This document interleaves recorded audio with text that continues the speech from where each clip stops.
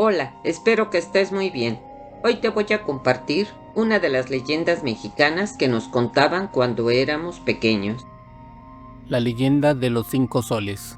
En las tradiciones de los pueblos nahuas se cuenta que desde el principio de los tiempos, el mundo sufrió 4 grandes cataclismos que casi borraron a la humanidad de la faz de la tierra. Esa memoria antigua, cada renovación del mundo, cada época que nació y se extinguió, fue llamada un sol. Así, el relato habla de 4 edades, 4 veces que la humanidad estuvo al borde de desaparecer, y de dioses que miraban a los hombres con severidad y les demostraban todo su poder. Comencemos. Sol de agua. No se sabe cuántos años habían pasado desde la creación del mundo cuando los dioses, hartos de los desvaríos humanos, decidieron castigarlos drásticamente. La reunión divina no dejó lugar a dudas. El destino de la humanidad estaba marcado. Tendría que ser eliminada. Tú, le dijeron a la diosa del agua, te encargarás de cumplir nuestro mandato.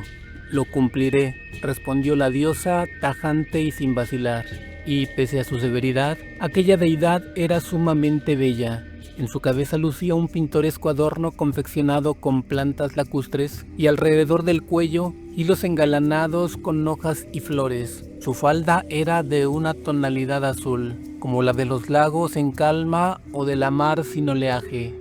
Era ella quien hacía caer la lluvia que fertilizaba los campos. Por su gracia brotaban las milpas ondulantes, coronadas de espigas flotantes y mazorcas pesadas con granos blancos como el marfil.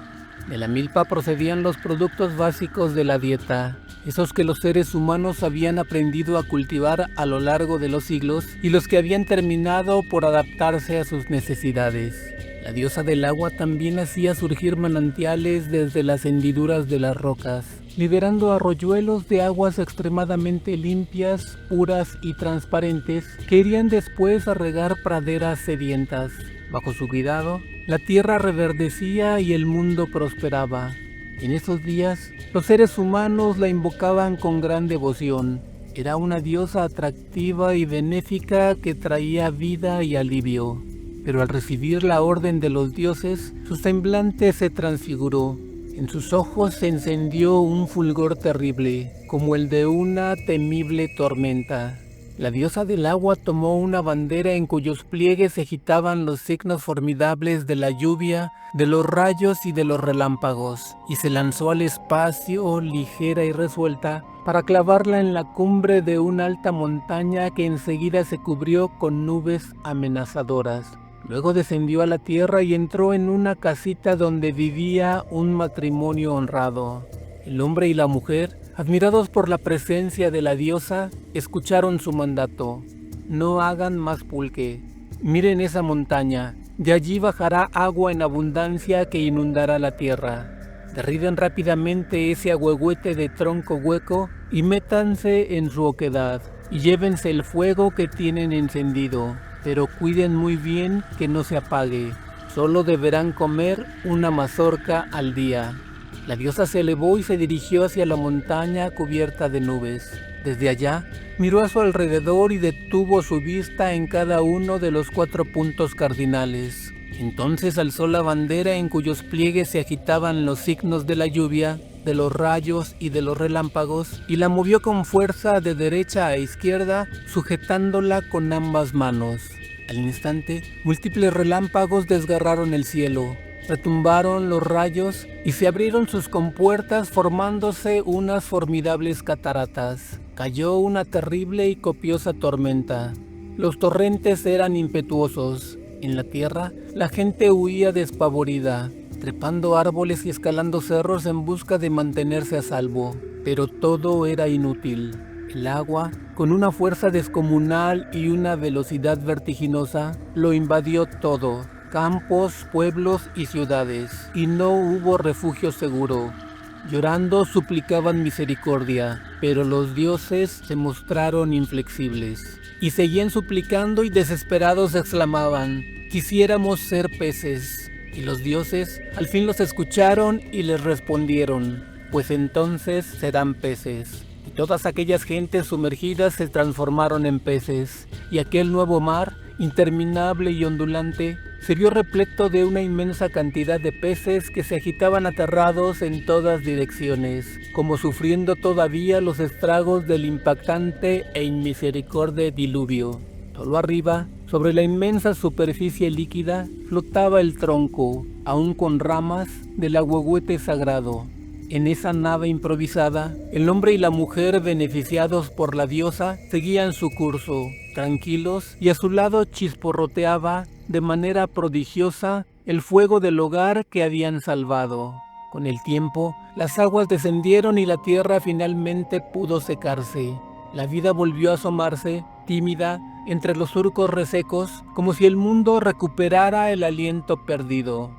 La pareja superviviente, llena de júbilo, salió de su maravilloso esquife, de su pequeña embarcación, y con gran reverencia trasladó a su nuevo hogar el fuego que prodigiosamente no se había extinguido. Sol de viento. El mundo volvió a poblarse, pero los seres humanos despertaron otra vez la cólera de los dioses. Y de nuevo se celebró una solemne asamblea en la que se discutió el destino de la humanidad. Tras deliberar, los dioses tomaron su resolución y señalaron al elegido. Tú, Dios del viento, serás quien cumpla nuestro mandato. Lo cumpliré, respondió gravemente el aludido. Aquel dios era barbado, y aunque tenía el rostro blanco, llevaba la cara y el cuerpo pintados de color negro. En la cabeza llevaba una mitra, una especie de gorro confeccionado con cuero de tigre, y que lucía adornada con plumas verdes de quetzal. También llevaba unas orejeras elaboradas con esa piedra preciosa llamada turquesa, y un collar de oro con las figuras de unos caracolitos marinos. Sobre sus espaldas portaba un plumaje que parecía llamarada de fuego. En su mano derecha, en la diestra, llevaba un cetro semejante a un báculo pequeño, y en la izquierda, la siniestra, un plumero de quetzal. Luego de hacer una reverencia a los dioses, se lanzó velozmente hacia el espacio, seguido por una serpiente de plumas de quetzal que flotaba detrás de él como cauda, como la cola de un cometa. El dios del viento llegó a la tierra y se acercó a una cabaña donde un hombre y una mujer conversaban tranquilamente. El dios, siendo viento, no necesitaba entrar por la puerta. Se coló entre las cañas que formaban las paredes de la casa y produjo un suave sonido, una voz dulce, serena y melodiosa que los dejó atónitos y encantados. «Escúchenme», les dijo el dios con una voz melodiosa. «Escúchenme con atención. Tomen el fuego de su hogar, salgan de esta rústica cabaña y ocúltense pronto en la primera cueva que encuentren en el monte más cercano. Soy el viento benefactor que viene del oriente, de los jardines del Tamuanchán. Ahora hablo con voces amorosas entre hojas y cañas, pero pronto soplaré con furia desde el norte y desde el sur como un colérico huracán y arrasaré el mundo». Dicho esto, hizo un remolino y se elevó hacia las nubes, entrando en los dominios de su reino. Allí estaban los cuatro vientos, que se inclinaron haciendo una reverencia ante el magnífico dios. Los cuatro vientos eran diosecillos sin cuerpo, pues solo tenían una cabeza fantástica, poblada de cabellos como aspas y una boca gigantesca. «Ea, mis obedientes ministros», les dijo el dios, «soplen, soplen hacia la tierra con todas sus fuerzas». Los cuatro diosecillos abrieron sus descomunales bocas, inflaron sus carrillos, esa parte carnosa de la cara que va desde los pómulos hasta lo bajo de la quijada, y lanzaron una bocanada, cada uno en dirección de un punto cardinal. El viento que producían no era fuerte al principio, pero poco a poco los diosecillos se fueron enardeciendo, y sus soplidos alcanzaron una espantable magnitud, y acabaron convirtiéndose en un poderoso huracán. Remolinos, trombas y ciclones hicieron crujir los cimientos del terrenal mundo. Volaban basuras, arena, rocas, agua, chozas y árboles. Los fragorosos vientos rugieron sobre las altas montañas, entonces estaban cubiertas de nieve y las despojaron de su capa fría. La nieve, debido a la enorme fuerza del huracán, cayó sobre la tierra y la cubrió de blanco. como si se tratara de un inmenso sudario. Los seres humanos cayeron presa del terror y del pánico. Buscaron refugio sin encontrarlo. Hubieran querido esconderse en cualquier lugar, incluso bajo el suelo. ¡Ay!, exclamaban enloquecidos por la angustia, siquiera fuéramos animales. Pues entonces serán monos, les contestaron los dioses. Y todos ellos, todos los seres humanos, asolados por la desgracia, se transformaron en monos que huyeron despavoridos por las barrancas de los montes. Solo un hombre y una mujer no sufrieron aquella degradante transformación. Eran quienes formaban la pareja que había sido protegida por el dios. Al abrigo de una gruta alumbrada por el fuego rojo, se mantenían serenos, sin perturbarse por el alarido del viento, ni sentir entumecidos sus miembros por el frío glacial que aletargaba al mundo. Aquella pareja sobrevivió a la tremenda catástrofe y salvó el fuego del hogar. Sol de fuego. Pasaron los siglos y el mundo volvió a poblarse como antes, pero los dioses, iracundos como eran, se disgustaron nuevamente con los seres humanos. Se reunieron en lo alto de una montaña y por tercera vez resolvieron exterminarlos. El agua y el viento habían sido los agentes, quienes habían provocado los cataclismos anteriores. ¿Cuál sería ahora? Se miraron unos a otros y fijaron la vista en un dios de rostro amarillo. Y le dijeron: tú, Dios del fuego, serás en esta ocasión el encargado de cumplir nuestro mandato. Seréis obedecidos, contestó el dios amarillo. El elegido tenía un aspecto terrible y extraño. Estaba completamente desnudo y muy pocos adornos embellecían su cuerpo. En la cabeza llevaba una corona de papel sagrado de diversos colores y un penacho de plumas que parecían estar hechas de llamas. En los pies llevaba unos ensartes de cascabeles que tintineaban con cada movimiento. Dejó a su costado un escudo de guerra adornado con piedras preciosas que sostenía en la mano.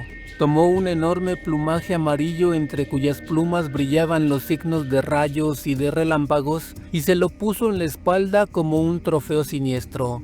Luego desapareció como tragado por la tierra. Allá abajo, en la tierra, en una pequeña aldea, junto al fuego de su hogar, una pareja conversaba tranquilamente sobre sus planes e ilusiones. De repente, el fuego produjo un sonido, ligero pero inquietante, y poco después se escuchó una voz varonil, como si saliera del agujero de una caña que ardía con una llama azul. «Oh mortales privilegiados», dijo la llama, «no se sumerjan más en su plática. ¿No oyen un ruido sordo, subterráneo, bajo sus pies? Es el fuego interno que comienza a hervir y amenaza romper la corteza terrestre. Levántense, tomen amorosamente el fuego del hogar y busquen refugio en una gruta en el bosque próximo. Allí se encontrarán a salvo de la catástrofe que se avecina». La caña se consumió y se extinguió la llama azul. La mujer y el hombre, cumpliendo el mandato del dios, tomaron el fuego del hogar y algunas provisiones, abandonaron apresuradamente su pequeña choza y huyeron hacia el bosque. Qué hermosa estaba la tierra.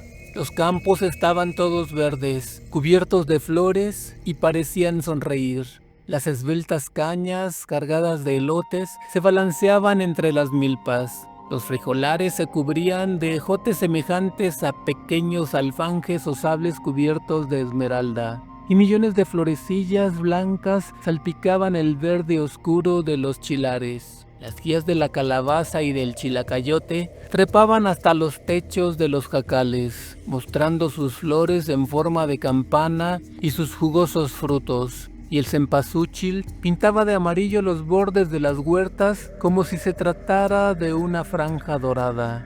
De repente se produjo un inmenso estrépito y se estremecieron los cimientos de la tierra, que parecía sacudida por gigantescas convulsiones. A lo lejos se divisaba un enorme volcán. De su enorme cráter salió una extraña figura. Miren, es el dios del fuego, terrible y amenazador. Parece un titán. A su espalda flota siniestramente un caudal de rayos y relámpagos. Lleva en ambas manos una caja de pedernales que agita violentamente, produciendo 1001 estallidos.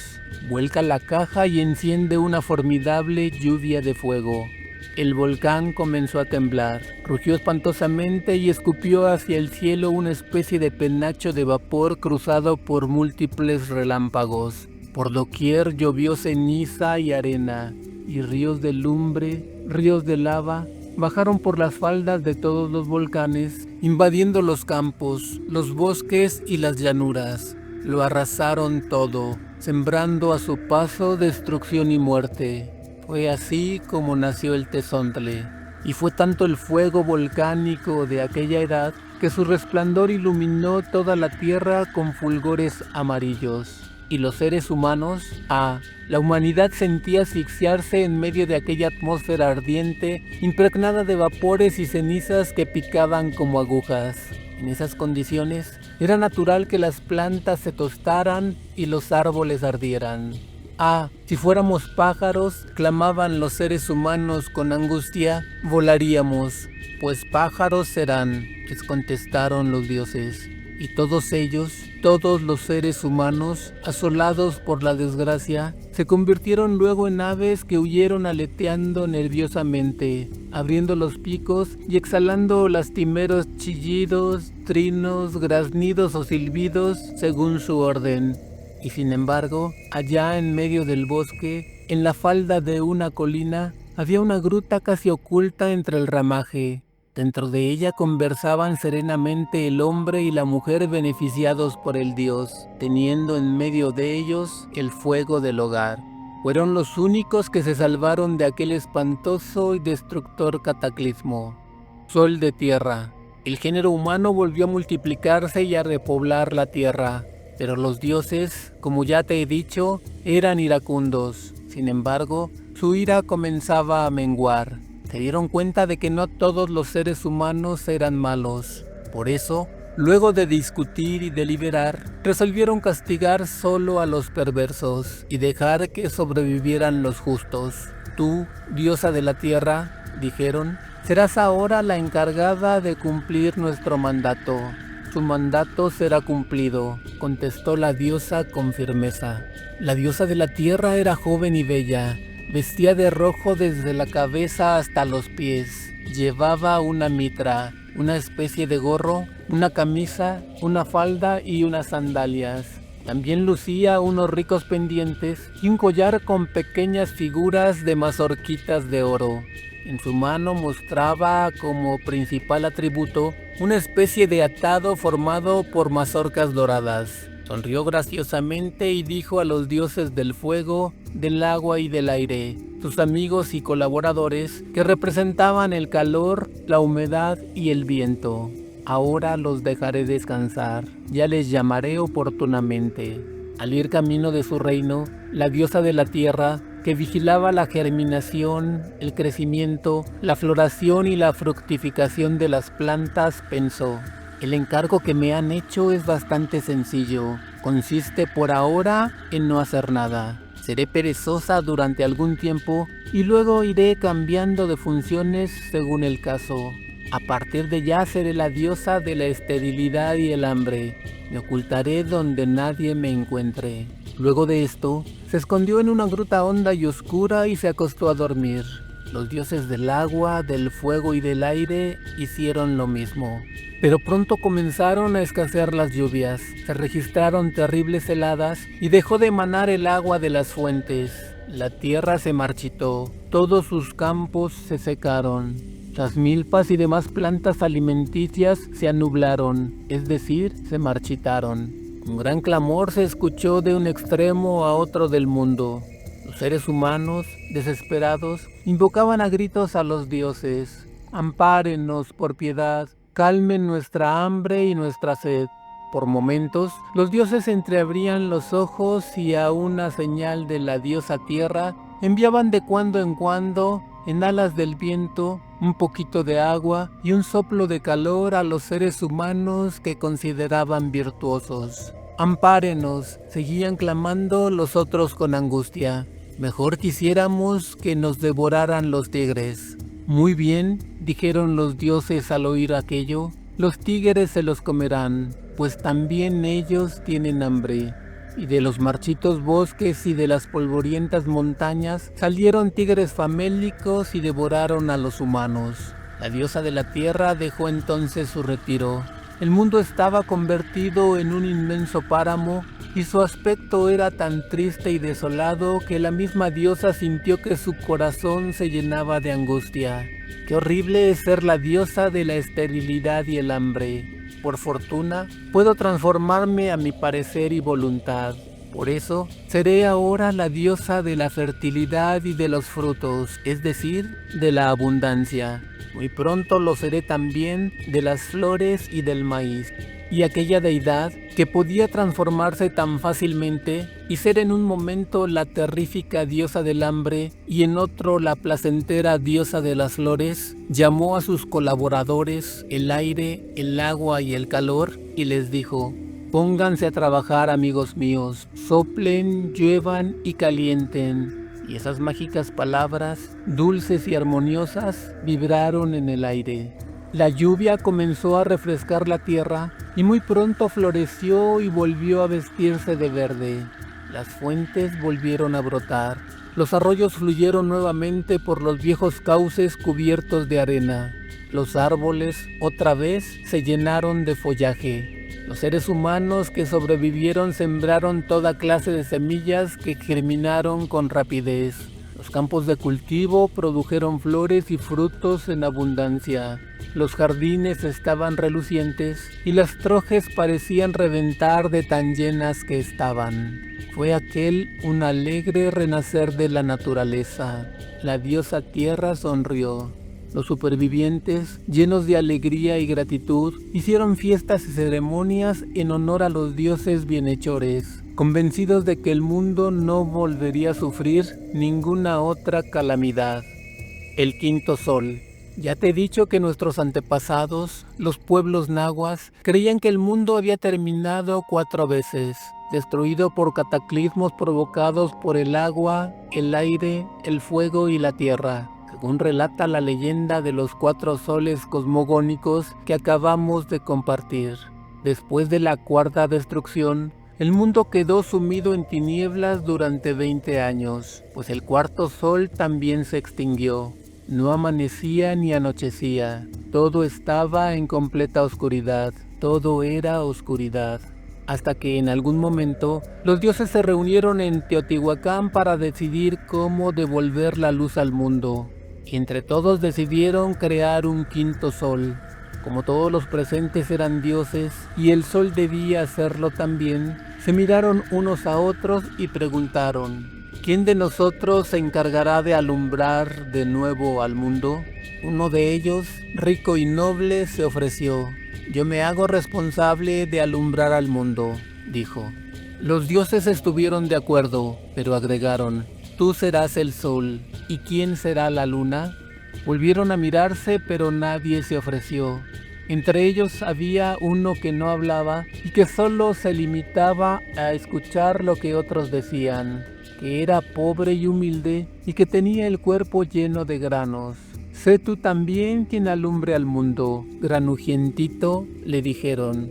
Muchas gracias por su designación, respondió modestamente. Será como lo ordenan. Hechos los nombramientos, se retiraron a preparar la ceremonia en que los dioses tomarían posesión de sus cargos. Los elegidos comenzaron por encender fuego, por armar una fabulosa hoguera en una enorme peña.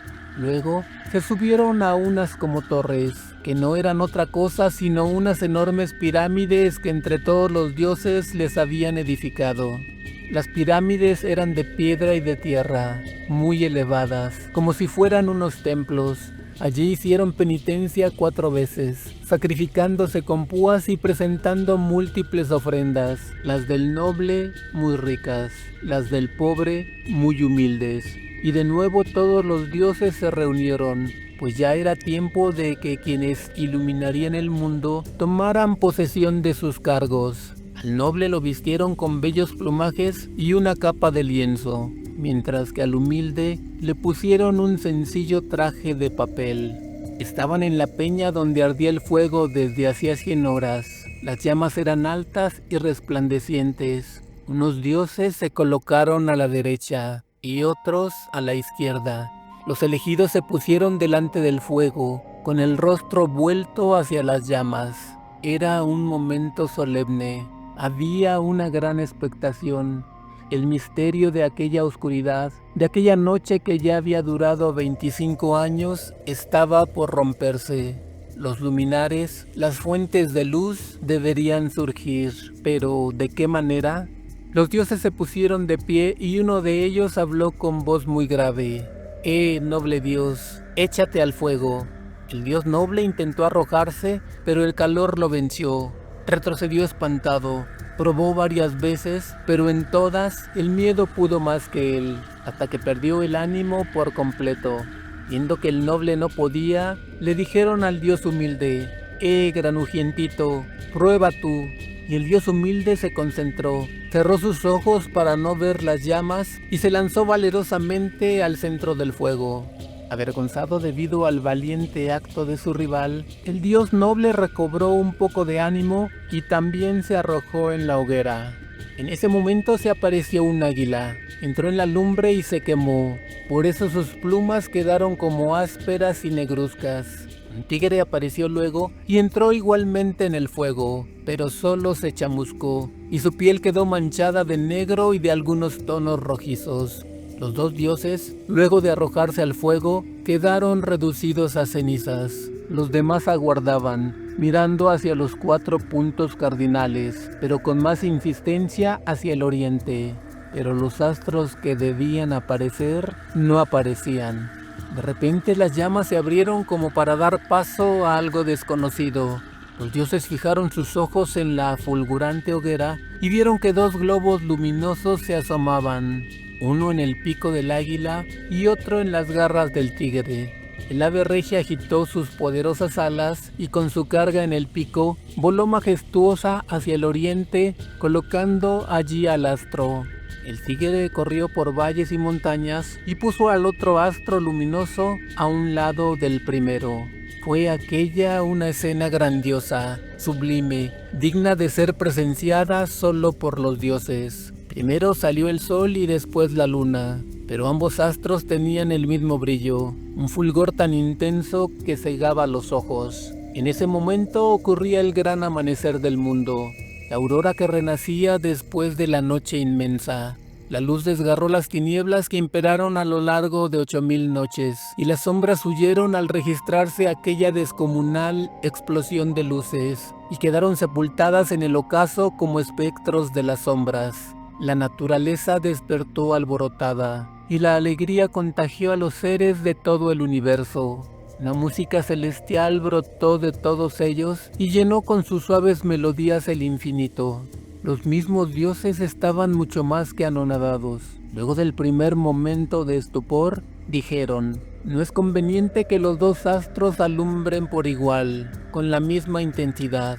Entonces, uno de los dioses agarró un conejo, corrió hacia los astros y con una fuerza descomunal le dio a la luna un conejazo en su cara visible y le dejó una enorme mancha que le hizo perder algo de brillo.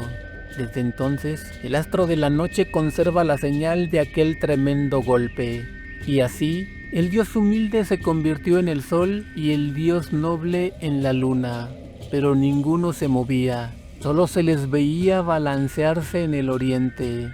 No es bueno que estén como suspendidos, con esa inmovilidad, dijeron los dioses. Y entonces ordenaron: anda tú, dios del viento, y muévelos. Y el dios del viento comenzó a soplar y echó fuertes soplidos en dirección al sol, y sopló luego sobre la luna. Entonces ambos astros comenzaron a moverse y a cruzar el firmamento. La luna en pos del sol, y este yendo por delante. Cuenta la leyenda que con la creación de aquel sol comenzó una nueva era, en la que todo sería renovado. Y desde entonces, el sol y la luna fueron adorados en Teotihuacán. en el llamado lugar del endiosamiento, en las mismas enigmáticas pirámides que los propios dioses les habían edificado. Espero la hayas disfrutado. Si te gustó este video, por favor compártelo. Si le das me gusta y te suscribes a mi canal, me ayudas a crear más contenido. Muchas gracias.